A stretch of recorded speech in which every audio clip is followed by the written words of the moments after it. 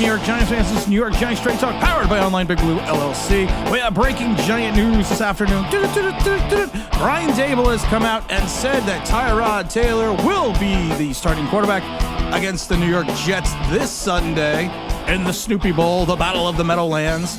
Kind of expected. I kind of think it was expected. So Daniel Jones is declared out. What I found interesting and really unexpected is that Brian Daboll is basically saying that he is not he's not saying that Daniel Jones will play back again in 2023.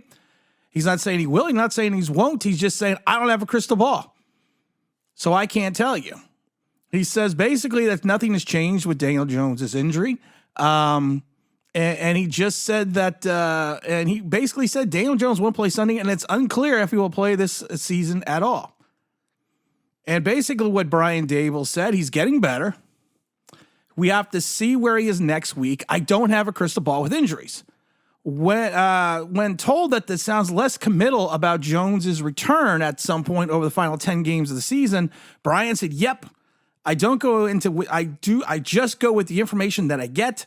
And today he's out and getting better.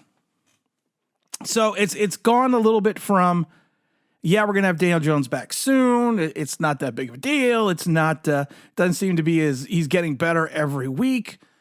To now it's, well, you know what, he's getting better. We'll have to see what happens next week. And I don't have a crystal ball for the rest of the remainder of the season. It's a little bit interesting compared to what it was. And he's basically, like I said, he's not committing to the Daniel Jones, could play again this season. Like I said, I don't have a crystal ball. I wish I did. He initially expressed optimism earlier in the week that we really wouldn't miss much time. And it's just coming to that point now where we're getting closer and closer and weeks are going by. This is now week 3 that we're going to see who we're going to see. Who's he? The OG QB. But now we've just kind of reached the point where there is an undetermined date or time frame for Daniel Jones to come back from this injury.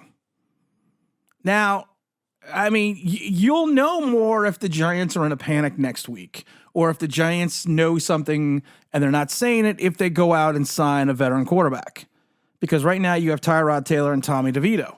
You cannot keep Daniel Jones on this roster like you did with Andrew Thomas for an extended period of time, because of the fact that the quarterback position is so valuable to a team, and especially for a team that has some aspirations of making the playoffs. So you're going to have to make a decision whether you want to IR him, whether Daniel Jones, that is, whether you want to bring in another quarterback, because you can't. I mean, I do not get the warm fuzzy feelings when I sit there and I see Tommy DeVito backing up Tyrod Taylor.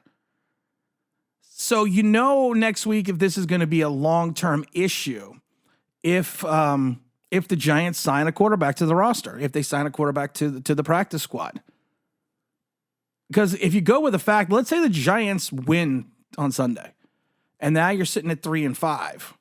You still have some divisional games. You're now tied and you're 1-1 in your divisional matchups.